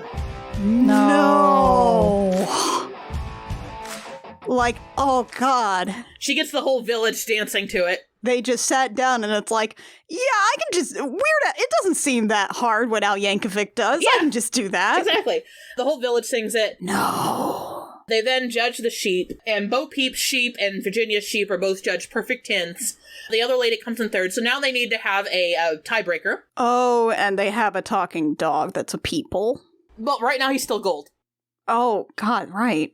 Oh, he's a golden retriever. I see. I get it. She's like, but I don't have a sheepdog. And then Sally Bo Peep's like, well, then it sounds like I'm gonna win, aren't I? Tony rushes off to grab Prince and go dip him in the wishing well and be like, please make him back to a dog again. Is that how that works? That did not occur to them before this point. No. Is that how that works? It makes sheep pink and it undoes gold? Yeah, I guess. Why is their first instinct to just dunk things in the wishing well? And then, so it's like at the 50-second mark, Bo Peep did it in 80 seconds when Prince when Prince starts charging in, leaps in, and herds the sheep to the thing, and Virginia wins. She gets the magic mirror. As they carry this back... I do not think that a spoiled prince who is now a dog would actually be any good at herding sheep at all. Yeah, he did it. He did it, though. And as they're settling in for the night, because they're like, we'll go back to New York in the morning, Sally Peep is murdered. What? What? Yeah, Sally Peep is murdered. R.I.P. Lucy Punch? And everybody hears her shouting what they think is Wolf, so they're pretty sure Wolf killed somebody. So Wolf is taken captive because he's a stranger, and they're like, that means he's a wolf, right? And he also introduced himself as Walter Wolfson. That'll do it. Walter Wolfson? Yeah. I was about to say there are also 2 other strangers in the area, but also if you introduce yourself as Walter Wolfson, you're probably a wolf. Yeah, in a fairy tale land, that's pretty much the only way that goes. He's like, Virginia, I'm gonna die. The jury's against me. Turns out the jury's all sheep. Okay, that's great, actually. Okay, that's good. Are they intelligent sheep, or are they just, like... They're just sheep. Okay, I'll give them that one. Okay. So there's a trial, which is rigged against Wolf. Yeah, because the jury's sheep! Sheep, yeah. Virginia has to keep arguing to let her present evidence. She tries to indict various people as the one who did it instead, because she's like, Wolf didn't do it. Tony, meanwhile, goes with Prince to go and investigate and sniff around. Then Virginia doesn't do a very good job as a lawyer. I can imagine not. And eventually they open up the gates and they're like, okay, jury, if he's guilty, go to the guilty box, and if he's not guilty, go to the not guilty box. Oh my god. Virginia's like, but the guilty box is filled with food. And everybody's like, yeah. And the sheep all go to the guilty box, so it's filled with food. And they're like, great, burn the wolf. This is so stupid. I love it, honestly. Wolf is tied to a stake, and they're going to set it on fire when Tony and Wendell show up. They present the information that she wasn't shouting Wolf, she was shouting Wilf, who was her grandfather, because she'd gone and destroyed the magic wishing well after she'd lost. Why? Because she'd used it, and her grandpa had promised her that would make her win the competition. Just wish to win it. Just wish to win the competition. They had to dunk their sheep. What do you think a wishing well is for? It's not just for dipping animals in. It's not just for sheep and pinkening. Tony saves the day, Wolf is released, Wilf is tied to the stake to be killed, and everybody leaves to go back and get their mirror and head home. However, when they get home, they find the mirror gone because the lady who owns the barn they were sleeping in is like, yeah, my son took it to go to town and take his hogs to town. Oh my god, so this is just a series of, like, wacky misadventures while they keep misplacing furniture. Yes. This is a very, again, I've said it before, this is such an inefficient story. So they start heading on. Wolf is like, thank you, my friends, for saving me. And honestly, there's a great reply from Wendell where he's like, I'm actually disgusted that you're still with us. So do other people understand the dog, or is it still just Tony? Just Tony. And Tony doesn't mention what he says. So the dog is just a catty little bitch. That said, I think the wolf might speak dog. They head to where the guy was going, which is Kissville. Kissville. It's the city of romance. This is not going to end well. Is this still episode 3? This is still episode 3. Oh my god. Wolf and Virginia almost kiss twice, but then they finally kiss the third time. Oy, oy. Tony, meanwhile, finds the mirror, which is when the huntsman shows up and bids on it and offers 2,000 gold for it, and they're like, fuck. It's an auction now? It's an auction now. That's the end of episode 3. How horny is the kissing? It's extremely horny.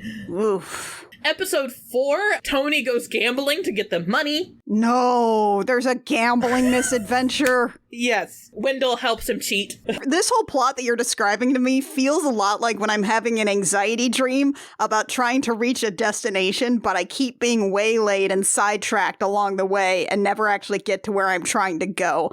I have those a lot, and this is exactly what that feels like. It's just like I said before, it's just a series of plot cul-de-sacs. They had the mirror, and they have to do more plot to get the mirror back. They don't even build on anything. There's not even escalation. It's just simply starting over again. Wolf buys a ring so that he can propose to Virginia. What? He's upsold on a magic talking ring, which is the most annoying ring in the world. Why would you get your fiancé a magic talking ring? Wolf thinks it's romantic. Why? What's it gonna say? It sings about love and romance. And you want her to wear that? Forever or until you're married? There's a moment where they get caricatures done while Virginia lays in Snow White's coffin. Hold on, Mackenzie. Yes. I love you. Did you say caricatures? I love the way you say things.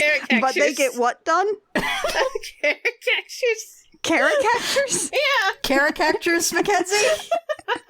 I think we gotta change the name of the group chat.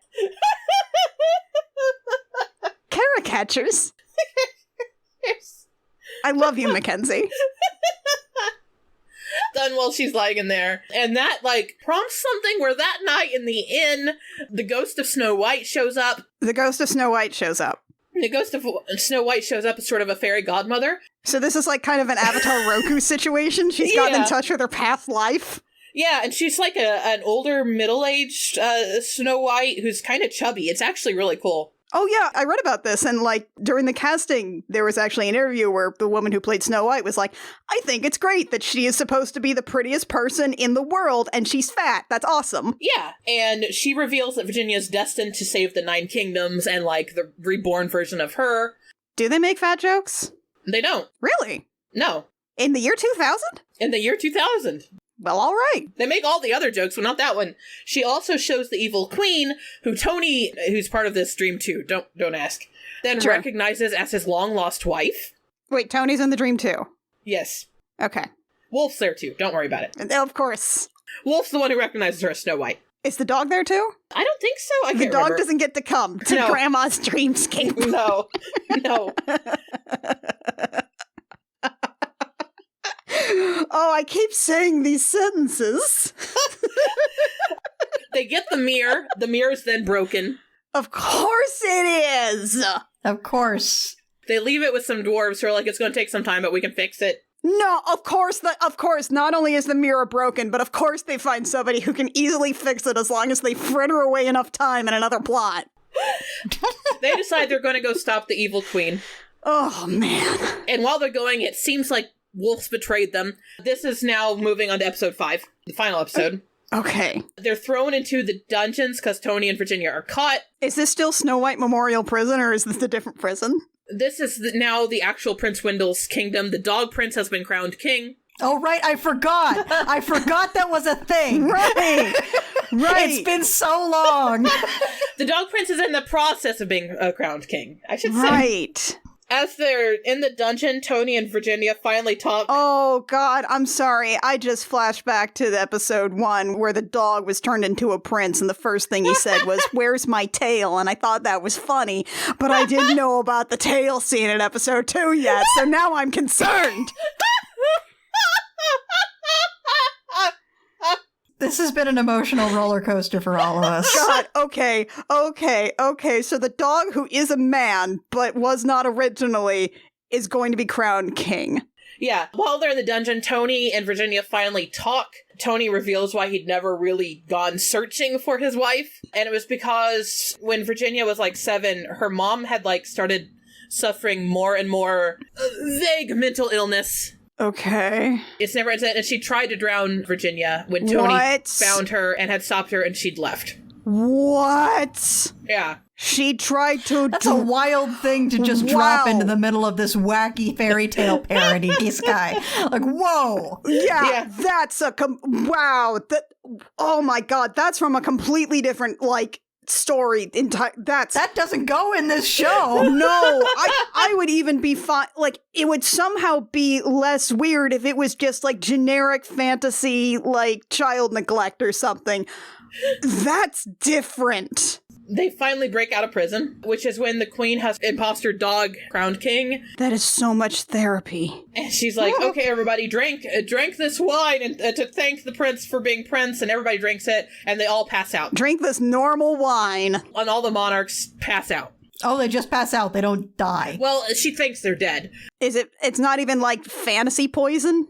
Then it's revealed that Wolf, who everybody had thought had betrayed Virginia and Tony for the queen, had only done so he could switch the poison for sleeping potion. Okay. So everyone wakes up. Virginia and the queen start going back and forth. There's like this weird kind of dreamscape where the evil queen's like, but I'm your mother, I love you. And she takes a comb to start brushing Virginia's hair, and Snow White, guardian angel, is like, don't! She's covered with poison! And Virginia turns around and takes this thing and is like, is this poison? And the evil queen's like, yes. And so she and the evil queen are struggling back and forth, and she actually touches the poison comb to her mom on accident, which causes her to start dying. How is she going to comb out her hair if it's like a pixie cut? Oh no, man. That's a really, really, like, I feel like that's going to be a much finer tooth comb than like a magic poison comb would be. Yeah, like, as it's, a prop. honestly, it's like a 30-second process. Yeah. Real Prince Wendell finally sees Dog Prince Wendell, and they dart forward into the dog thing again, so Dog becomes Dog again, and Prince Wendell becomes Prince Wendell again. They hug and switch places back? Yeah. They unanimorph? Then Wendell's like, I'm gonna pardon the trolls, they were just trying to do what they were told by the evil queen. I'm not sure that's real. Oh, are the trolls still in this story? God damn it. The queen killed their dad, episode 3. I forgot to mention that. What? On what grounds? He was being a shit and, like, attacking everybody in the Fourth Kingdom, and she's like, F you. So what happened to the troll orphans? Where have they been? The queen was then like, yes, Virginia killed your dad, and so they were trying to kill Virginia, and that's been a whole thing. Okay, I mean, they were still doing crimes. Yeah, they were also gold for all of episode 2 and all of episode 3. Oh, that's right. I forgot that they were gold. Wait, how did they stop being gold? How did they get ungolded? The queen magicked them ungold. She de-alchemized them? She de-alchemized them. As all that happens, he's then like, Tony, I'm thankful for all your help. You want to work in the palace and actually be my manservant? And Tony's like, you know what? Yes, I'm going to stay in this kingdom forever. He wants to do his same job, but in a feudal system? Yes. And Virginia and Wolf head back to New York City, and Wolf's like, there's a little wolf in your belly now. No, what? Weirdly. And Virginia's like, really? No! Okay, so for Tony staying behind, and then weirdly, I think, like, in terms of just day-to-day quality of life, it might actually be more enjoyable for him to live under feudalism in a palace than to be living under capitalism in 2000 USA. He is going to miss out on a lot of wild shit in the next couple of years. Yeah. Honestly, it's probably for the best he's in Fairy Tale. Okay. So, when did Virginia and Wolf fuck? Basically, Was it the tail thing? No, it's implied that it was the night of Kissville. So they went straight from kissing to fucking? Yeah. Okay. Also, it ends on the same line it opened on, but it also ends on one of those, coming soon, another season. Whoops. But things would not stay forever calm in the 10 Kingdoms, and me and Wolf would have to return to help. Fade to black. So they basically just do like the end of the Super Mario Brothers movie where Daisy bursts in with a machine gun. Yes. She's like, you guys aren't gonna believe what happened. Yeah. No. Whoopsie. Wow. Honestly, like, that's really, really bold to just sort of state your claim there on your 5-episode miniseries that hasn't aired yet. They were awful confident they were going to get to keep doing this. Yeah. It looked like they were, and then the Twin Towers went down. To be fair to them. That's the reason it's been in development hell, is because they can't write their way around 9/11? Honestly, if you want to directly continue it with, like, not 20 years later, that would present a significant roadblock for tone, yeah. Plus, like, that's gonna make it so hard to re-air the 10th Kingdom on television for, like, 10 years after that. Until, like, 2011, it's gonna be weird to re-air any content on television that's got the Twin Towers in it. Media was so weird about it for a long time. Yeah. Like, you would just simply not be able to re-air that ever. Also, all of their marketing had the Twin Towers on them. It was such an important part of the visual. The part where they collapse into Fairy Tale Forest would definitely be awkward. Oh, man. And oh, my God. And can you imagine, like, what are they going to do at that point? The Chrysler Building? They're going to orient everything around the Chrysler Building then? It doesn't work the same for this. Oh, they backed themselves into such a corner and they didn't even know it yet. How do you have a wacky fairy tale thing with people who live in Manhattan? Exactly. Oh, shit. shit. Like, it's like writing Brooklyn Nine-Nine, the wacky, funny cop show after 2020. To be fair, they were writing that show a lot longer than they should have been. Yeah, but like 2020 in particular. Yeah. Oh, holy shit. Holy shit. Because, like, they can't not address it, right? They can't, that's the thing, they can't not address it. They can't not have a where were you on 9/11 moment in that second season. It's not like we're talking about the Hallmark Channel on how they just kind of memory hold COVID and exist in a fantasy world where COVID didn't happen, so all the movies that kept coming out were just like, yeah, it's a normal Christmas. How was your 2021? Oh, it was great and super normal. Like, COVID didn't happen in Hallmark Christmas movies. It just did not exist. I was wondering. No, it does not. Because, like, everybody who writes modern fiction now has to be like, okay, before COVID, post-COVID, during COVID, no COVID, AU, what am I doing here? And I mean, these are people who will also, like, during the last Christmas's batch of movies, at some point there was one where there was, like, a British nobleman and it took place in London or something, like a rich British guy and, like, a down-home country girl went to London. At some point they're like, oh, we're running away from the cops and it's so wacky. Look, the Queen. Like, they definitely recorded a line that said, look, it's the Queen, and then had to hastily ADR dub it over to say king. Oh, that's so good. Yeah, and these are the people who are like, there was never any COVID. That's the kind of problem that you have. This is Hallmark. How are they going to grapple anywhere in a decade after 9/11 with that existing? With anything. It's just not going to happen. Now we're like 20 years. Longer than 20. Oh my God. I'm so old. We are over 2 decades down the line from that. And at this point, like, you've burned any kind of press that you may have built up at this point, right? Like, you've got nothing. You've got nothing. You have the people who liked it, who really like it, and you've got, like, a cult following, but that's not enough to, like, build a whole new big budget fantasy series. Oh, they fucked themselves and they didn't even know it. It's 1979 and disco's never gonna die. So she gives birth to a wolf? That's implied, yes, in the future. Mm-hmm. They just end on her being pregnant. Right. And can Wolf smell the baby? How does he know she's pregnant? How did he check? He knows she's pregnant? Wolf leans over and touches her belly and says, I can feel a little wolf cub in there. He can feel it? Yeah. He can just put his hand on her belly and know she's Brigante? Yeah, he knows she's pregnant. She's pregnant. Pregnant. Pregnant. Pregnant. Prangente. With a little wolf. Prangente with a little wolf. She said a little wolf. I'm just, is an adult vampire gonna look at her belly and fall in love with her baby? Would have been in season 2, where we're in Queen Riding Hood, but we don't get it. God, I'm sorry. I feel like I just caught a case of the giggles at the dipping the sheep into the magic well, and it hasn't quite gone away. Yeah, I think we just reached a threshold with this where we were just incapable of taking it seriously from that point forward. And we reached that threshold very early on. And this is a show where they try to be like, yeah, your mom got mega depressed and tried to kill you. And that's why. Yeah. Oh.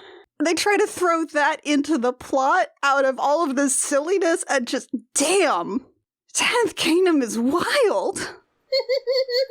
And, like, again, I really love that you hit this at, like, 12 or 13, because, again, like, Wolf is such a character archetype that, like, sounds really great when you're 12, because he's just so, like, into the protagonist and, like, devoted to her and wants her to, like, love him. And, like, you don't see quite at 12 or 13 how uncomfortable he is.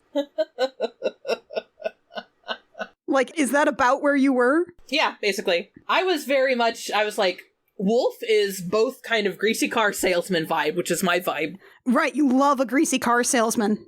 But then he's also extremely wife guy. If he was less seriously horny, he could be such a wife guy. Because he's like, Virginia is the most perfect, beautiful, creamy lady in the world. Oh, why did you remind me that he keeps saying creamy? You're welcome. I can't get over it. He could be such a perfect love interest character.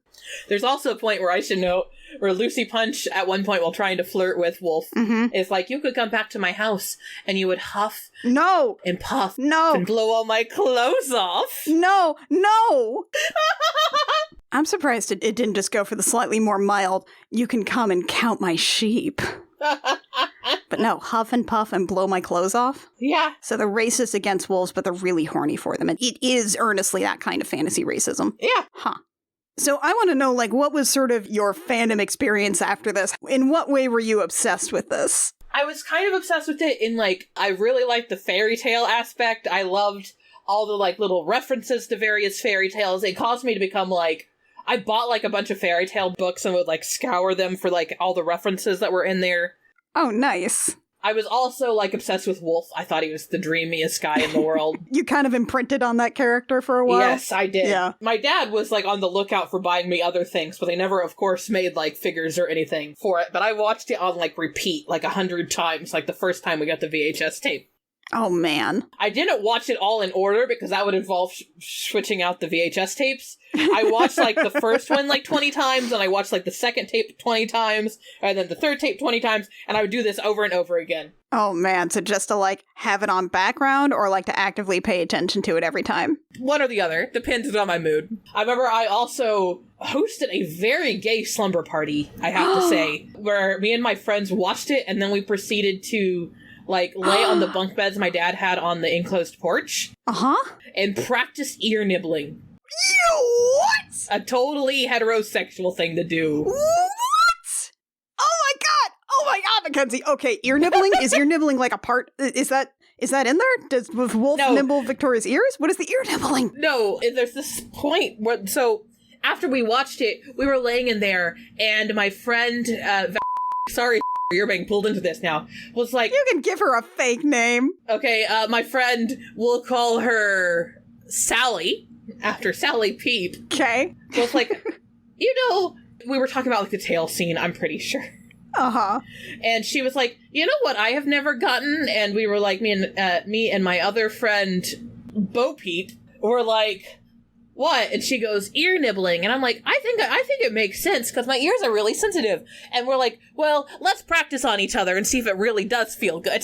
Oh, Mackenzie, that's so baby gay. Oh, that makes me very happy. Holy shit. Okay, so coming back to it, for this, did any of your sort of perceptions change on 10th Kingdom?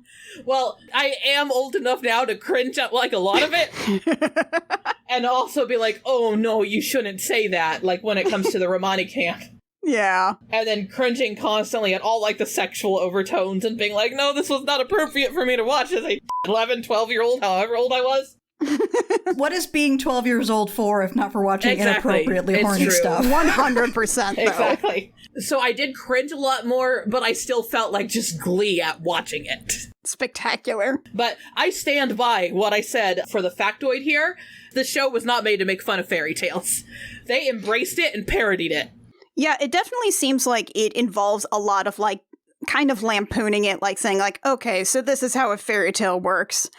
All right, how do we work within the bounds of that? Or what does that look like? Yeah. I would like to propose not a counter fact, but an adjustment to the fact, which is you don't necessarily need to love something to parody it, but you do need to have an intimacy with it. I don't think Cervantes was sitting there writing Don Quixote thinking, man, chivalric romance whips ass. Yeah, I love true. it so much. I don't think he was doing that. Variation. Or also, you need to at least respect it. Because there are so many parodies out there which don't respect what they're parodying, and those always end up bad.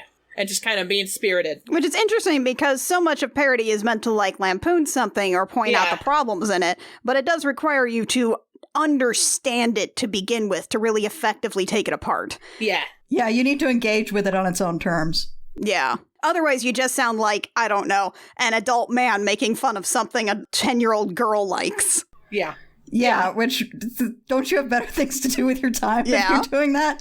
If I don't like something for 10-year-old girls, I resolve that issue by not watching the thing that's for 10-year-old girls. Because 10-year-old girls are allowed to be enthusiastic about things. Yep. I think Paw Patrol is propaganda, but I resolve that by not watching Paw Patrol. But with that, I think it's time for our final facts. So Annie, what's your final fact? You don't have to make everything that's non-human an erogenous zone. It doesn't have to work like that. Trust me, as a monster fucker, you can just approach these things on their own terms. It doesn't need to instantly make somebody get a huge boner or various equivalents thereof. Annie channeling some frustrations from the Mass Effect era. So much fan fiction. So much horny fan fiction. Just, you don't have to do it. I don't need... Honestly, a lot of it is just me channeling frustrations of watching somebody trace their fingers along a Ferengi's big ears and having to watch that. Yeah, Armin Shimmerman is really a very good actor, and you can tell because he was asked to orgasm on camera from someone touching his rubber ears. Repeatedly, and he did. Deeply uncomfortable. Just, you don't have to make the non-human parts erogenous. It's okay. Kit, what's your final fact? If you put in a grocery order for 7 p.m. to 8 p.m., figuring that, oh yeah, it's probably fine, you'll probably be done recording by the time the groceries show up, that's the devil talking. Yeah, no. We needed 2 hours to talk about the 10th Kingdom. That was your fault. That's on me. I made that mistake. Yeah. Mac, what's your final fact? So, 2 things. First, your 11-year-old daughter, probably son too, all your 11-year-olds are going to like really dumb shit. And just be like my dad and embrace that. Just give them what they want to fall in love with. Your dad always seems like he was really great about that, about just like... He was. Saying yes and to whatever thing you were obsessed with as a child. Yes, basically. I appreciate that. Love you, Dad. Ty Baba. I'm going to also quote Snow White here in her talk with Virginia. Okay. Obedience is not a virtue. I wanted to please everyone but myself, and I had to lose everything to learn that lesson. For my pride, I had to lie in a glass coffin for 20 years to learn my lesson. By the time I was released, I understood. My husband was a good man, but he did not rescue me. I had to rescue myself. All right. And I think that's great. Rescue yourself. Realize your flaws. You gotta work with them yourself. I like that. Okay, so I think that is going to wrap us up here for the 10th Kingdom. Next time, this episode will be coming out on, like, October 1st, which means that it's officially spoopy season. Spoopy! One of these days, the fact that we record every 5 weeks means that we will have no October episode, and I will be very sad the year that happens. I feel like that happened at one point, but we just decided to plow ahead and do spoopies anyway. It's true. Because that's how we roll. Yes. So in order to do that, it'll be my pick next time, and I am going to be proving the fact that your haunted dolls have to actually look like dolls. And we're going to talk about Annabelle. Not to be confused with the opening sequence from The Conjuring, or Annabelle 2, or Annabelle Comes Home. No. We're talking about the movie specifically, about Annabelle the haunted doll and the white lady who won't get rid of her.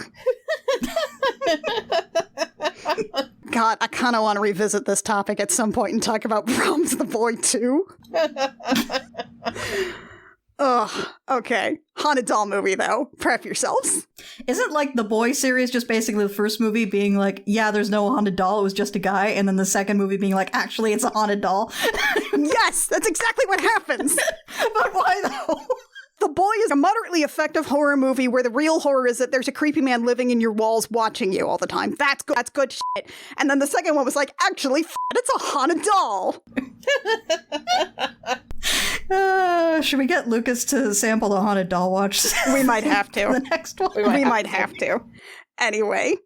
Thank you for joining me. Mac, thank you for taking us on this journey. Thank you for taking us on this adventure. I'm sorry, Annie. I can't say I strictly speaking enjoyed it, but it sure was an adventure.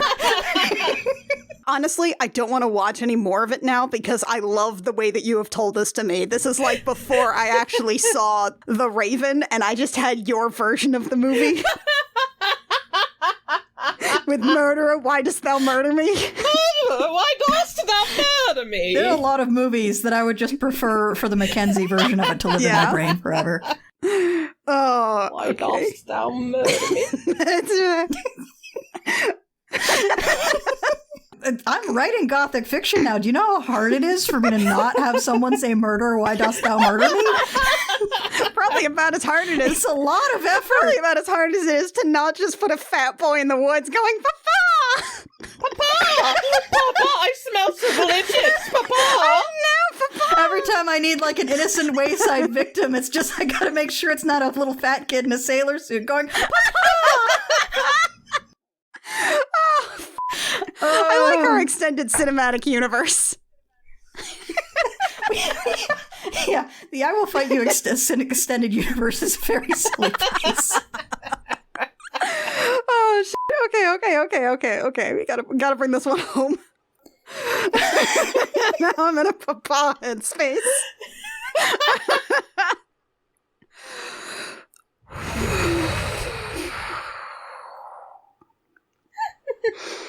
I Will Fight You comes out every 5 weeks. You can download it wherever you find podcasts. It is edited wonderfully by Lucas Brown of The Math of You.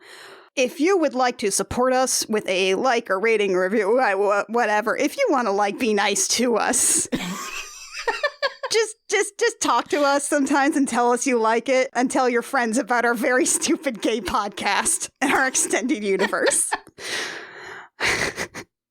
If you want to support us with dollars, you can do that at patreon.com/thegemjam. For $1 a month, you can access to early episodes of I Will Fight You, and at our behind the scenes tier, we've got show notes for I Will Fight You episodes, and there's also content on there for our other shows, Date Me Dammit and Gem Jammer.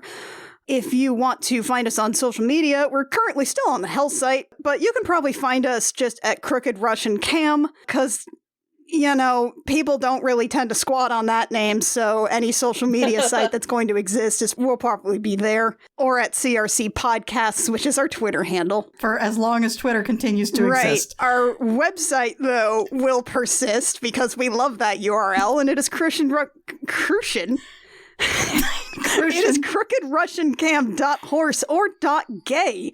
And that's where you can find out links to our shows, links to our Patreon, links to our Discord, what have you. Just go look there. Just go look there for episodes and things. I'm sure it's fine. Anything else we want to plug? Go buy The Devil Who Loves Me. It's an anthology that I'm in. I talked about it last episode. There you go. I don't have anything to plug. Unless you want Mackenzie to write bad smut for you. Oh, write bad smut for me.